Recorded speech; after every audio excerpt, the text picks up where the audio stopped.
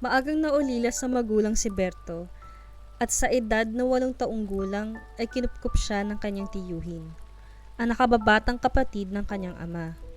Sugarol at lasinggero ang tiyuhin ni Berto.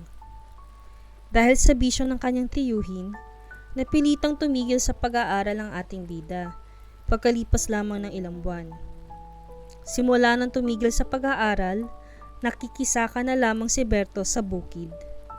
Madalas din siyang pag-initan ng kanyang tiyahin pag umuuwi galing bukid. Lagi siyang binubungangaan, inuutusan at sinasaktan.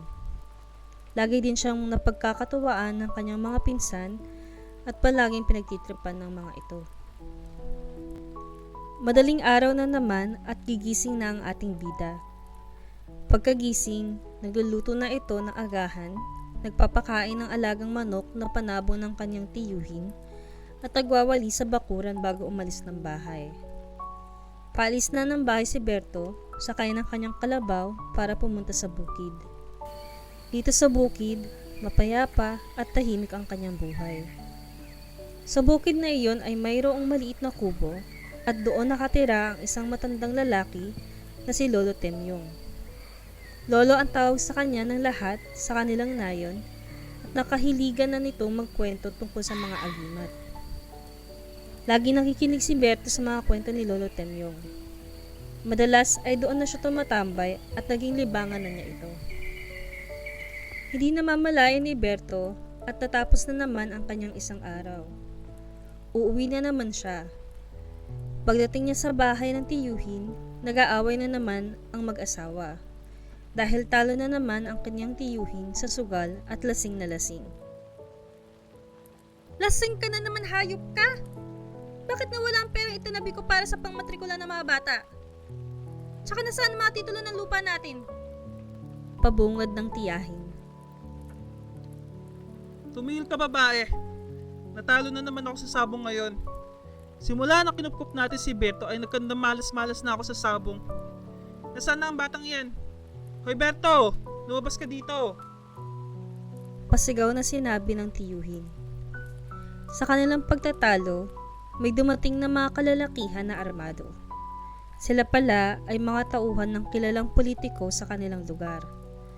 Ngayon ay nabisto na ang tiyuhin ni Berto na malaki pala ang pagkakautang nito sa pagsusugal at unti-unti na niyang naibenta ang lahat ng lupain nila, kasama ang naman ng lupain mula sa ama ni Berto. Kayo pala mga bossing. Anong meron at napasyal kayo sa amin? Ang sabi ng tiyuhin sa mga armadong lalaki. Cardo, alam mo naman siguro ang sinadya namin dito. Sabi ng leader, sabay lihis ng suot na jacket na sadyang pinapakita ang kalibre 45 na nakasuksok sa tagaliran niya. Pinapakamusta ka sa amin ni Mayor. Medyo matagal ka na din hindi nagpapakita sa amin eh. Bali-balita na nga sa ibang sabungan ka naglalagi. At kung kanino ka na naman nangungutang. Eh gusto lang makasiguro ni Mayor na kami ang unang babayaran bago ang iba. Kung hindi ay alam mo na siguro ang mangyayari. Duktong nito.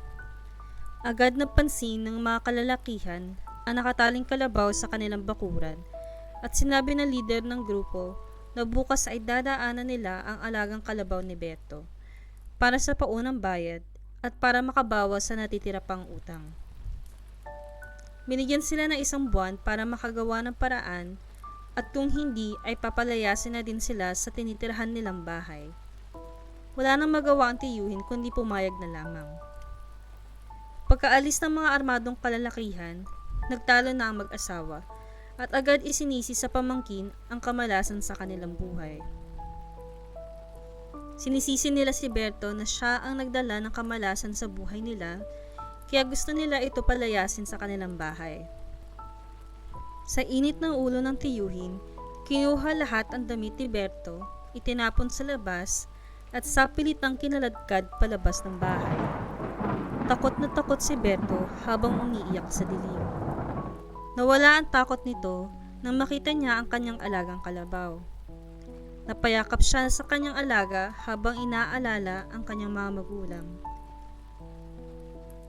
Kung buhay pa sana ang mga ito, hindi niya sana mararanasan ang ganitong hirap. Napakaresponsable at mapagmahal na magulang pa naman ang mga ito. Maya-maya, bigla na lamang bumuhos ang ulan at nagkaroon ng kakaibang kilos ang kalabaw.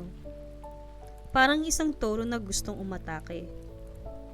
May nalaglag mula sa bibig nito na agad dinampot ni Berto. Laking gulat niya nang makita ng ngipin pala ito ng kalabaw. Biglang naalala ni Berto ang kwento ni Lolo Temyong na sa pagpatak ng alas 12 na madaling araw, nalalaglag ang ngipin ng kalabaw at kapag ito'y nakuha mo, mapapasa iyo ang lakas nito. Ngunit bago mapasa iyo ang lakas nito, mawawala sa katinuan ng kalabaw at ang tanging paraan lamang para makaligtas ay ang kamatayan ng kalabaw o ang buhay ng pumulot. Hindi namamalayan ni Berto na mapapasa kanya ang lakas ng kalabaw. Napansin niyang nanlilisik ang mga mata ng kalabaw.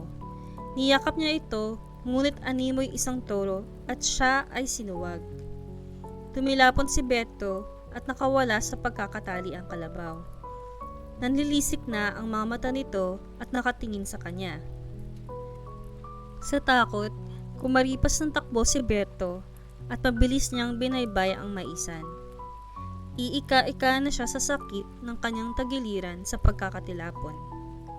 Maya-maya, naabutan siya ng kanyang alaga at sinuwag muli hanggang sa marating nila ang dulo ng isang bangin.